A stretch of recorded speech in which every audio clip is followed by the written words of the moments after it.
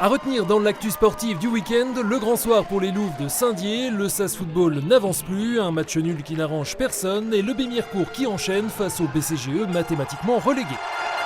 Mais l'actu, c'est tout d'abord le nom de l'adversaire des Wildcats d'Épinal en finale du championnat de France de D1 qui est désormais connu.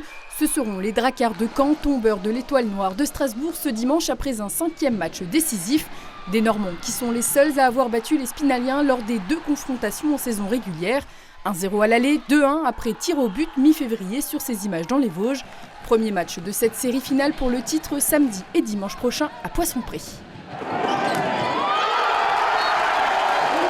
Une explosion de joie samedi soir au Palais Omnisport Joseph Claudel où les Louves de Saint-Dié ont décroché la montée en Liga, l'aboutissement d'un projet de 10 ans et le rêve de l'emblématique président Pierre Mercier disparu à l'été 2023.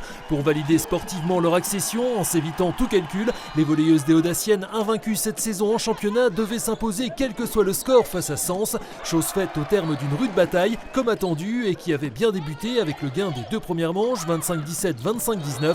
Malgré la sortie sur blessure de l'une de leurs fers de lance, la Tahitienne Kaya Tora, et la perte du 3e set 17-25, les Loups vont su se remobiliser pour l'emporter dans le 4e 25-22, validant définitivement leur première place et donc leur ticket pour le plus haut niveau français à 2 journées de la fin des playoffs.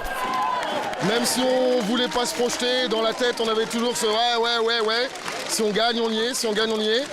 Donc on n'a pas fait notre meilleur match, mais on s'en fout complètement. Je pense que c'est le destin qui fait que le match de la montée, je suis là. Donc oui, c'est plein d'émotions, plein de souvenirs. Je suis très contente, félicitations pour Saint-Dié. Beaucoup d'émotions de l'avoir rempli, parce que c'est dur. On sait qu'une montée, c'est hyper dur.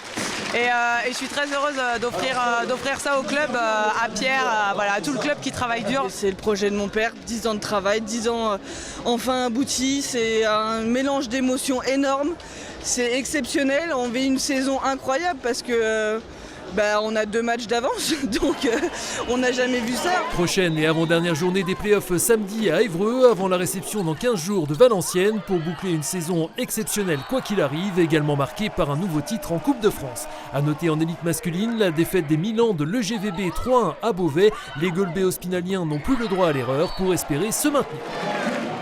En football, le SAS est de plus en plus mal embarqué en cette fin d'exercice en National 2. Les Spinaliens, certes privés de 2 cadres, Colin et Chéré, suspendus, ont de nouveau déjoué samedi au stade de la Colombière face à un concurrent direct pour le maintien.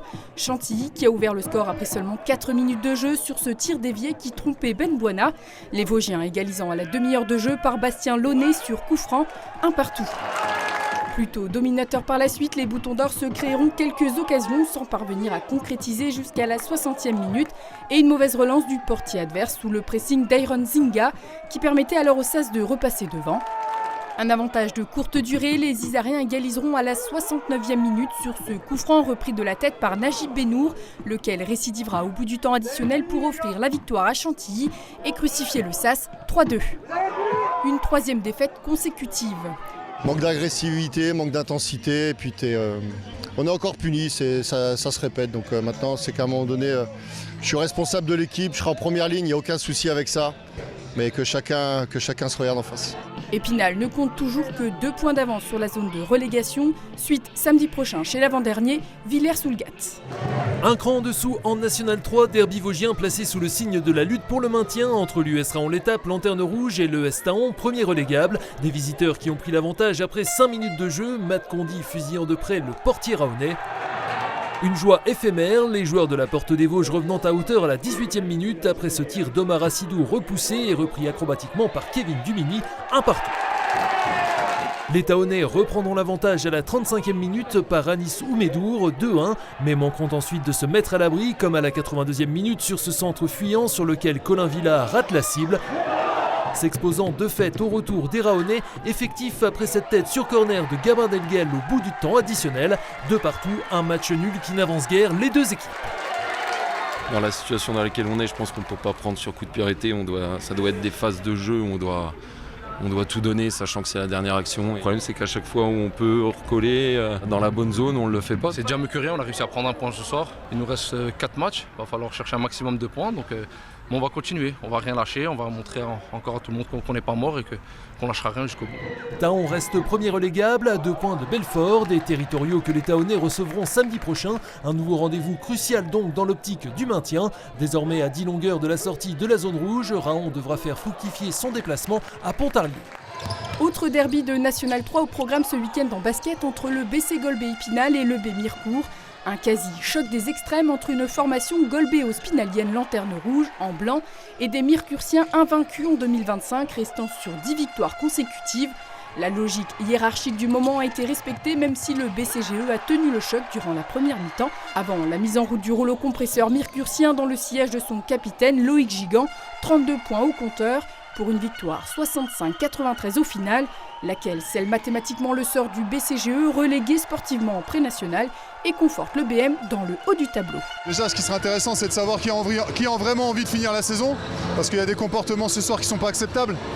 Et puis après, derrière, le basket, c'est un sport collectif. Donc si on n'est pas capable d'aligner plus de 3 passes pour jouer au basket, on va falloir qu'on se pose les bonnes questions. Mais la saison, elle était déjà très longue et elle va l'être encore un peu plus. Forcément, on a toujours l'espoir, pourquoi pas, de la montée. Niveau comptable, c'est encore jouable. On va s'accrocher à ça jusqu'à la fin de la saison. Après, ça sera que du bonus. Là, on enchaîne, on continue la série. Donc on est déjà focus pour la semaine prochaine, pour la 12e. 6e, mais à seulement 1 point des 3 équipes de tête à 4 journées du terme. Mirecourt recevra samedi Vitry-le-François qui présente le même bilan comptable. Le BCGE jouera chez le leader Moneto-Herry. Suite ce lundi soir dans votre émission Côté Sport avec les 2 coprésidents du Saint-Dié Volleyball, Apolline Mercier et Adrien Christophe, le président de l'Effort Basket Mirecourt Florent Rainbold, sans oublier Valérie Tuaillon de Vosges Matin, première diffusion à 19h.